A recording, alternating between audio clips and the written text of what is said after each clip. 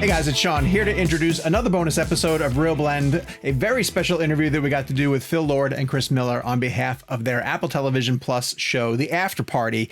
Kevin and I have been big fans of this show. We've been sort of tracking the episodes all the way along. Really, really funny ensemble cast, and of course, you know, great work by Lord and Miller. Chris Miller ends up becoming the director on all 8 of the episodes. The finale dropped recently. They gave press the first 7 episodes, and then we were wondering what was going to happen with the finale. And if you don't know, this is sort of a murder mystery comedy told from the different perspectives of the different guests who are attending a high school reunion. And in the finale, we were going to figure out who the killer was. So Lord and Miller were coming by. They also agreed to talk about some of their other projects. And you know that we're super big fans of everything that they work on. So we wanted to talk to them about this show and then about some of the other things that they have cooking, including Across the Spider-Verse. But what's funny is along the way, Kevin was talking with Ben Schwartz, friend of the show, Ben Schwartz, who is also a member of the Afterparty ensemble. And he said, hey, can I come on and surprise those guys as part of the interview? And of course, we were like, yeah, that's fantastic. Like that would make for a really interesting interview dynamic. And so you guys will get to hear, not see, unfortunately, how we were able to bring Ben Schwartz into our interview with Phil Lord and Chris Miller. I do want to make a note, if you're watching this on the YouTube channel, this was an audio-only opportunity that we agreed to. So while you will see Kevin's beautiful face and my very, very handsome face, you will not get to see our guests, but we still thought it was a cool enough opportunity for us to get to sort of interview Lord and Miller about the finale of their amazing show on Apple TV, and then to bring Ben Schwartz into the conversation and see all the directions that goes to. And I want to mention that as part of this interview, we're going to be diving into full spoilers for the Afterparty, not just the season up until the finale, but we are going to discuss the finale and specific details about the killer for the show. So if you haven't seen the Afterparty and you still want to know how that plays out on your own before diving into this interview, you have been warned. There are full spoilers ahead. You guys are going to like this one a lot. It's really fun and very, very funny. It is Phil Lord and Chris Miller with special guest star Ben Schwartz on ReelBlend talking about the Afterparty. Chris, I want to start with you because I'm a big fan of title sequences, and I think they're really important to a show. They set a tone. And I noticed in different episodes, you'll start it at a different time. I think episode 6 and even the finale, the title starts right away. Then you go into the show. How do you decide when to pop that up, when you're going to start it, and kind of how important is that title sequence to you in terms of your tone? Yeah, I mean, obviously, I completely agree with you. We care a lot about title sequences, and we have been working with the same group, alma mater, that did a lot of our end title sequences for a lot of our movies. They're great collaborators, and they always help make the thing feel interesting, special, unique, and let you know like that we care, which I think is the most important part. As far as where it goes in the episode, it was really about, you want that title sequence to make you excited and to launch you off and go like, okay, here comes the story. And so in each episode is his own little individual snowflake unicorn. And in some of them, there is a moment where you go, where it's got a little preamble before the story gets going, that just to set up the world that we're in. And other ones, it kind of just jumps right in and doesn't take a break for any second. So you just want to find that moment where it feels like it'll have the most impact and go like, all right, here we go. And that's where it goes. And so you want to be able to be flexible and not have a rule about it. That's sort of our point of view on that sort of thing. And Chris, if you don't mind, before Sean goes, Pemberton, obviously one of my favorite composers out there. I mean, I think he did a brilliant score for Steve Jobs for Danny Boyle, which I thought was incredible. It's my favorite score of his. Dude, although Phil, he said his favorite score is Spider-Verse. Oh, that's a good one. I remember hearing a story that Pemberton, like for the Steve Jobs score, I think he recorded each decade or each year on a different technical thing. Like he's because I think the DP on that movie shot 16:35 then digital as it got created. It's so cool how they did that. But the Pemberton score, Daniel talked about it. That he talked about that score as 3 scores. Oh, that's so cool. That's why we had to up the ante and make him do 10 different scores on this show. Not to be outdone. Exactly. top that. Yeah, good luck. All right, so I want to get to the idea. We're talking to you guys. Obviously, the finale is arriving for some people. Some of us have been lucky enough to see it. And with the way that this show is structured, obviously the identity of the killer is something that keeps you going from episode to episode and keeps you with the show. I know, Chris, you've talked about the fact that this was a feature-length screenplay, so I'm just curious if your killer was the same when it was the screenplay, but also, since you're such a fan of murder mysteries, at what point in the process do you determine who the killer is? Do you get to that pretty early on and then backfill? How does that structure sort of work out? Mm-hmm. It was Jasper all along from the very beginning. Okay. I mean, maybe other people do it another way, but the only way that makes sense to me is to start at the end, figure out who did it, how and why, and then work your way backwards and figuring out how to obfuscate that to the audience. I think if it's a thing where you're sort of setting up a story and then midway through figuring out who the killer is, I suspect that wouldn't be very satisfying to an audience. So it all has to be figured out like a very precise piece of clockwork in order to feel the most satisfying. And I think the key is that you want to feel like, oh, I should have realized that, I should have noticed that, and if I was paying more attention, I would have figured it out myself. That's when it feels the most satisfying to me in a murder mystery, and all of the ones that we love. That's like the best feeling. And is it true that you told all the cast? Oh, I'm sorry. Did you tell all the cast members when they came on board that they were potentially the killer? No, that was like a little thing we threw some chum in the water to make people not know who it was. The truth is that I emailed Ben and told him, here's the concept of the show. Your episode is a musical. You're the killer. Don't tell anyone. Also, can you sing and dance? ? And then he did. He didn't tell his girlfriend. He didn't tell his agent. He didn't tell anybody he was the killer, and they were all incredibly surprised.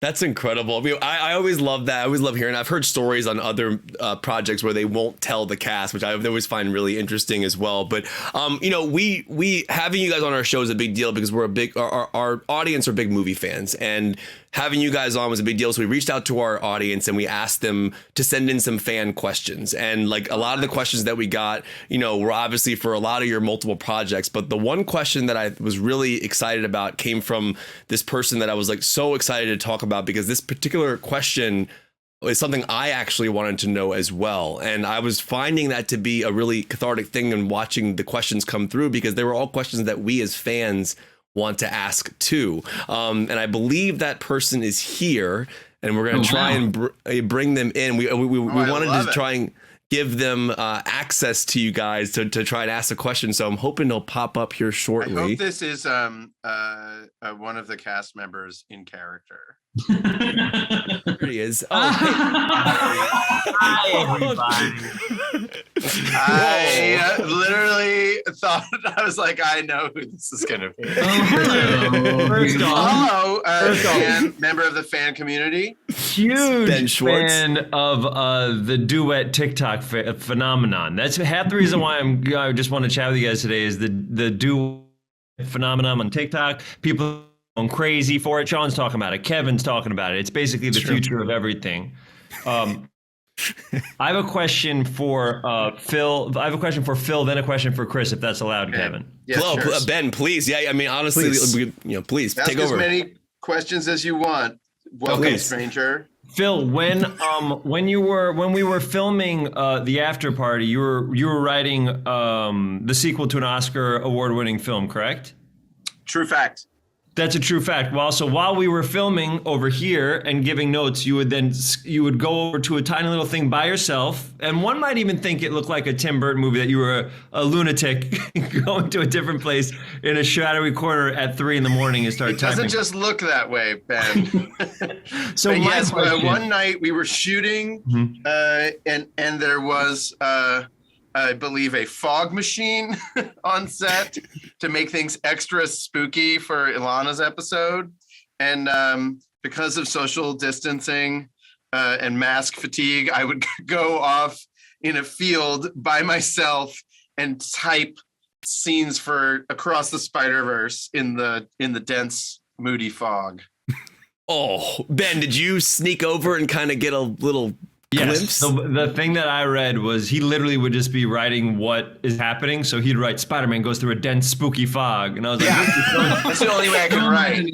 No, I need to be there. I need to experience it. When Phil did when Phil wrote that famous scene in Spider-Verse where Miles is diving down and all the buildings are around, he went on a bungee cord with a laptop attached to him. And he was going like this. Well, it's more, that's close, but what I actually did is I had Chris on the bungee, and then I was in a helicopter sort of observing him, trying to see how he They say write what you know, and he takes that very literally. Yeah. By the way, I know this is only audio only, so luckily we can ask this without spoiling anything, but we're burying the lead here that Ben, you have, did you get a a lot bunch of tattoos? I'm very tattooed up for He's very committed to his next part. Oh, yes. These you're are doing real Chris McKay's tattoos. movie. Oh, that's That's awesome. right. Yes, a friend of both Phil and Chris. That's right. Chris, may I ask you a question now? Oh, please. Free cheese. My question is, and this is something pertaining to the Afterparty, the television program, the limited series on Apple TV Plus. On Apple TV Plus, yes, of course. Yeah. Is there, and everybody knows who did it on this or no? Yes. Except for you. You're the only one who might not know. Oh wait, am I allowed to talk about it or no? Yes, you are. Yeah, this is the spoiler. This appears after the finale. Why did you? Is there a reason why you chose Jasper to be the killer? And also, is there a reason why you chose the person that did the musical to be the killer? Also, Phil, you may be a part of this process as well. And like, is there a reason why it was why that person from the beginning? And did you pick that person from the beginning and then write around it, or did you, as you were writing, being like, it'd be fucking cool if that person was it? I think Chris was attracted to the idea of the curly-haired, talkative friend of the main character being a murderer. Why on earth would he? I don't know. I don't know what goes on in a man's mind. That's secretly a psychopath. Being in a foggy field interesting. Alone. You'll have to ask Chris. It was Jasper was the killer from the beginning, and it seemed fun to have that character be the most joyful, the most silly, the most ridiculous, the person that you would least suspect to be have it in them to be a killer. When we started developing it further and realized that we could really push the style differences between the episodes, and the fact that Jasper, wanted to be a musician, it made it very easy to pick that as the musical. And it also just doubled down on the sort of joy and sweetness that would hopefully like throw you off the scent that you're like, I don't know about this. And, I wrote this with you in mind. I don't know if I ever told you that. The movie version? Not the movie version. The movie version, I reunion. didn't have anybody in mind, but when I was adapting Eric Stoltz. Yeah, exactly. Eric Stoltz, exactly. Great. Oh, John. They actually filmed scenes with Eric Stoltz. Yeah. That footage will come out years later. A long time ago. But when we was figuring it out as a musical and as a series, you were the person that I had in mind when we were writing it. We were sort of writing it to you. To the actor Ben Schwartz. And so because I thought what's great about you is that you're really a positive, joyful person in real life, and you like exude like silliness, but people don't realize that you have like some incredible acting chops and a lot of gravitas. And I think they might not suspect that you could have that level of gravitas to pull off a murder. And I think that's what's really fun for people is to sort of see that gear that you have in the finale, and if they don't know you well enough to go like, oh my god, I didn't realize what a great actor he also is in addition to being hilarious. Well, I did because I saw that Zemeckis movie about walking on a tightrope. The Walk. The Walk. Philippe Petit. Yeah. And I watched that and I was like, Ben's really good in this. It's amazing that you saw that. I did. That's actually when I met Ben. Ben, you and I met on that junket, which was it's amazing the filmmakers you worked with. But while we have you, Sean, you got to ask about this episode. It's the best episode. I did, yeah, because I have been gushing. It's very kind. That's very. It is. I'm so glad we made that happen. That's actually really beautiful that you guys got to share that. So, Ben, you have experience working on sitcoms, and this is still a 30-minute format, but I would assume that when there's musical numbers and choreography and all the stuff that goes into just the preparation of this one episode, it has to take an insane amount of work in addition to all the other stuff that you're prepping. So if you could just give us some insight into the work that went into that episode in particular, and learning those songs and the choreography, because it's mind blowing to me that it's just an episode in the middle of a stretch run when it should be its own thing that's kind of pulled out and celebrated. It's also, to Phil and Chris's credit, it's also, if you guys saw the time constrictions that were made to do these things, like each of those musical numbers should be a day and a half each, 2 days each, something like that. And they had a half of a day or a third of a day here. And we have to do 3 dots in 3.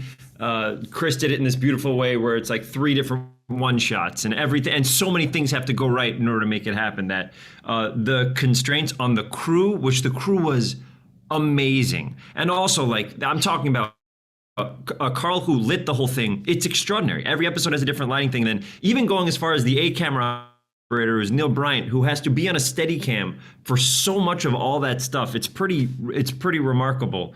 But for me, it was, I got it. Chris sent me an email explaining that this is the show. We're interested in you doing it. And your episode is going to be a musical, and also you're the killer. So my first email had, I was the only one. I think I was the only one that knew, right, at the beginning. Yes. The other people found out when they read the script. And then when we're doing press, I had to watch how everybody else answered their question and copy it. So I didn't obviously. So they're like, so how'd you find out? And I was like, Sam and I found out the same way. So Sam, you say it, and like Sam starts and I'm like, and we found out through the episode, like that. But so I had to record my songs. The first thing we had to do is record our songs, and we had very little time to do it because we were about to start. We had to record it before we started filming, because all the choreography revolved around all that. All the camera movements Chris is doing revolves around. All the lighting, everything revolves around that. So we recorded that first and got Fiora Cutler, who is an incredible vocal coach, and Kat Burns, who is an incredible choreographer. So that in itself was very scary and intimidating, but Chris made it very welcoming and easy and acting as if it wasn't a big deal, which was like everything that needed to happen to keep me like not freaking out. He did an incredible job. And Chris, what amazes me about it too is that the lyrics of the songs further the plot, which is not easy to do at all as a songwriter. Yeah, that's like John LaJoy, who worked on those songs, with us, and the writer of that episode, Jack Dolgen, who came from Crazy Ex-Girlfriend, did an amazing job of making it funny, making the songs good, and also driving the story forward. And that's the dream when you're coming up with something like this. And we in the writers' room, we had sort of figured out what the 3 songs would be about and what they needed to do for the story. And then for them to come together so great and have them be funny and not just sort of like a side trip, but actually essential to the plot was like it actually worked. So I'm glad we cut that 4th song though. I'm the killer. Yeah, that would have been too early. It was like a West Side Story, I'm the killer thing. Spielberg and Kaminsky stopped by and they shot that real fast. Yeah. There's a lot of this with Chris and Phil in frame being like, he is. Maybe they want to throw people off the center. Like, well, he obviously isn't the killer when they're telling us very directly he is, right? We figured it would throw everyone off the scent. All right, so here's what I want to bring up because I find this really interesting. Chris, what you just said about Ben in terms of like the different aspects of his acting that were kind of found out in what you were doing with the story. Because to me, Ben, I've been talking to you for years. You're one of the best actors working today. I've loved everything you've done. And Chris, I wanted to send that back your way because the genres that you've mastered here in this show, I mean, just show obviously your range as a filmmaker as well, you and Phil. I mean, obviously you've done action, you've done a lot of different genres in your career. 21 Jump Street's still one of my favorite movies of all time.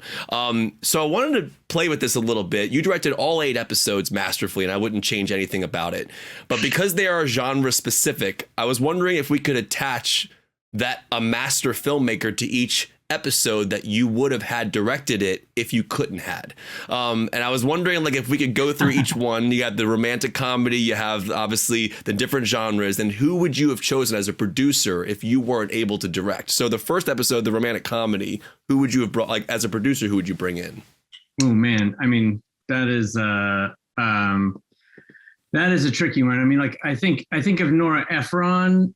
We talked about who the people we talked about and their style of shooting for each piece. You know, we talked about a lot of the various, you know, Hugh Grant films, but I think Richard Curtis, maybe I would say, is a real. This is like a fantasy. This is like a fantasy draft situation. Yeah, we're doing a fantasy or draft. an actual person situation. Yeah, like a person. This is not the person who we could actually get to do it, but in the dream universe, we're like, hey, you want to direct an episode of television?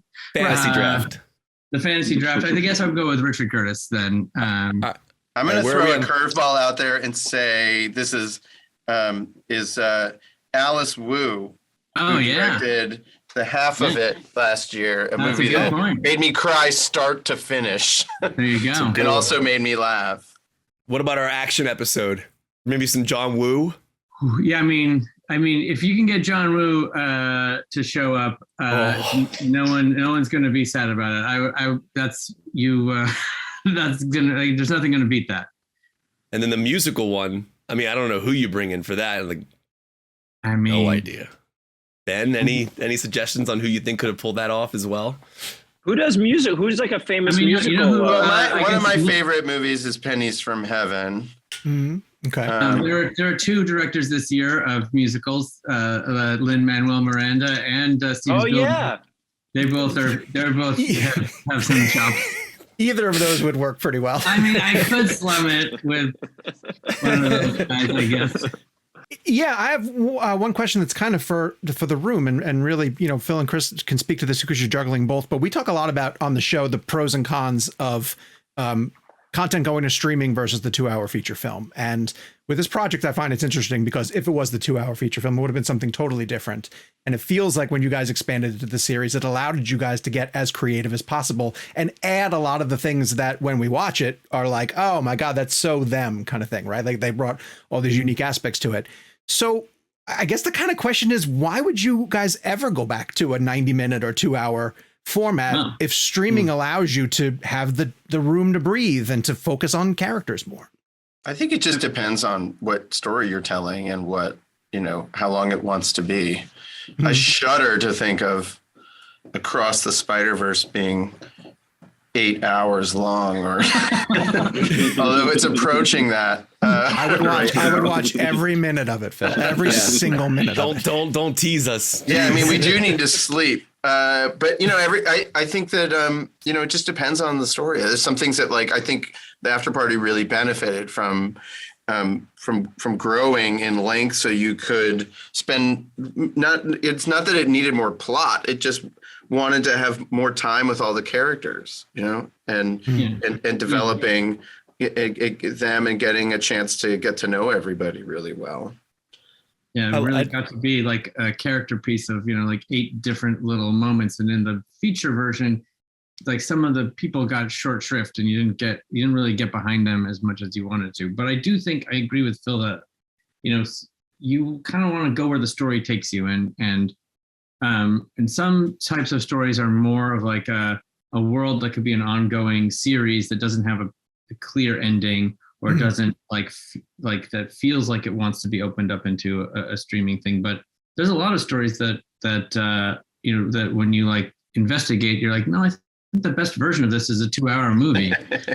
Well, I mean, we're going to present a movie called Ongaku at the Cinematheque, at the American Cinematheque over the weekend, and that movie's 72 minutes long, and it's perfect at that length. That's awesome.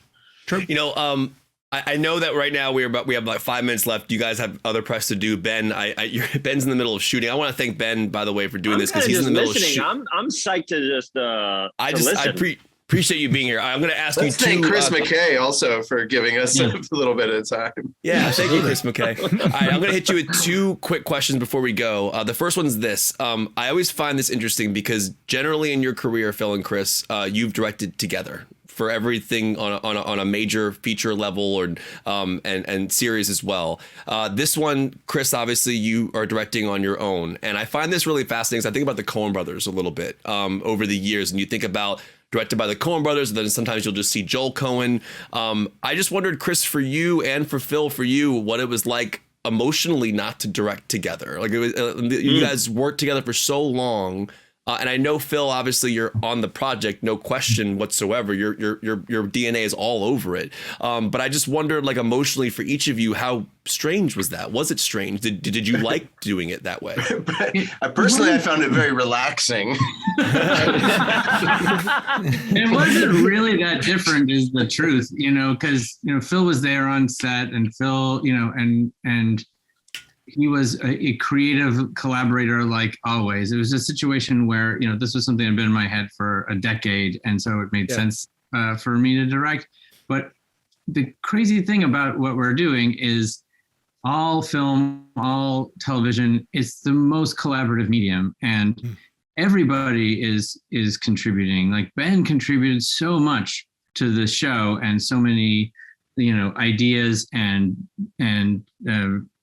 specificities and things in every scene.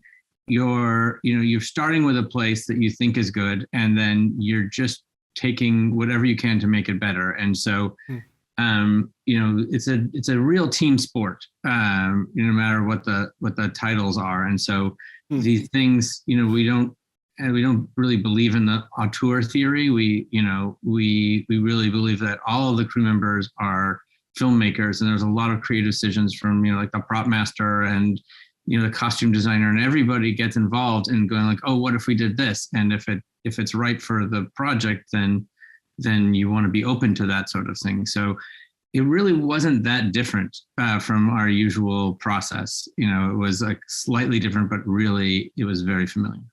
All right. Can I say one thing real quick? One of the things is exactly the same, them being collaborative. The other thing is Phil is really there. I remember when I would ask them because Phil and Chris have been, like sometimes you'll be in interviews and they'll be like, who are your top 5 directors you want to work with? And Lord and Miller were always on my top 5 for animation purposes, and then for live action purposes. We fell out. We fell out after this project. They're down to they're like past 50 now. But they like Phil is there pitching ideas. They're also, but I'll say this is one of the first projects where when when Chris is directing, it felt like I was playing with somebody as opposed to someone kind of telling you. It felt like it was such an exciting feeling because it almost felt like when you're with an improviser on stage and you're creating something together. Obviously, Chris and Phil have complete control of the project. They're steering it where they want it to go, but it feels like you're creating together, and it's a feeling that makes the actor excited and makes them feel even more like they're worth, you just feel like, and I felt so invested. Like I really wanted everything to go well. I just really, cause you want everybody to succeed, but also because they're it's just like they believe in you. It makes them, it's such a silly, feels like a Disney movie, but it feels like they believe in you. You know what I mean? And that belief drives you to be as good as you can be and collaborate as hard as you can be, pitch things, be okay if they're like, that's not right. And then, and all those things. But it was one of the first times ever that the director felt like a performer with me. Not that he's saying waka, waka, waka on stage, but in that we're literally, it felt like we're creating something together. It was a really, anytime, hopefully this isn't the last one, but anytime they would want to do anything for the rest of time, it was one of my happiest experiences being around people that are brilliant and also just being directed by people who are good people who cared. But also they fucking love TV and movies and creating and characters. And they love all the nerdy stuff that everybody on this podcast loves. So it's all that stuff was very, very exciting. And I remember literally after we're talking about finale, after that finale thing went, and I was like, I really wanted that I was like, "Are you happy, Chris? I really wanted that to go well." And then he goes, "Yeah, I wanted that to go well too." It was a very. He's like, "Yeah, we needed that to go well too. It went great, thanks." It was a very generous of you, Ben. It's a good note. I think that I find it very moving to hear you say that, because I think we work really hard, and it's really important to us that people feel free to create on our projects and on our sets, and that they feel safe to make mistakes and bring their whole creative selves to the project, because mostly because we're selfish and greedy and want that on screen and we need it. But we also want everyone to feel like they're able to bring themselves to it freely, and I'm glad that at least in this one case it worked. Well, we know you guys have a ton of session. Yeah, we know you guys have so much press to do, and we cannot thank you guys enough for taking the time. We are enormous fans of all three of you guys, and this was terrific. The after party is terrific. Everybody knows it. It's great. The finale really delivers, and we can't wait to see all three of you guys collaborating again sometime soon. So thank you so much. Thank you guys. Thanks, guys. We love you guys. Ben, thanks for coming on, man. Chris, Phil, good to see you guys. Thank you, Kevin, Sean. Thank you. We want to thank Phil Lord and Chris Miller, and of course, special guest Ben Schwartz for coming on the show. Hope you guys enjoyed that conversation as much as we enjoyed conducting it. If you're watching us on YouTube, please go down and hit subscribe and turn on your notifications so every time a new video from the ReelBlend podcast channel drops, you guys will be the first ones to come on over here and listen to it. If you are listening to us on an audio feed, thank you so much for supporting the show. Make sure that you share it with a friend so we can continue to grow the ReelBlend podcast out, grow out the entire listening family, and we'll be back very soon.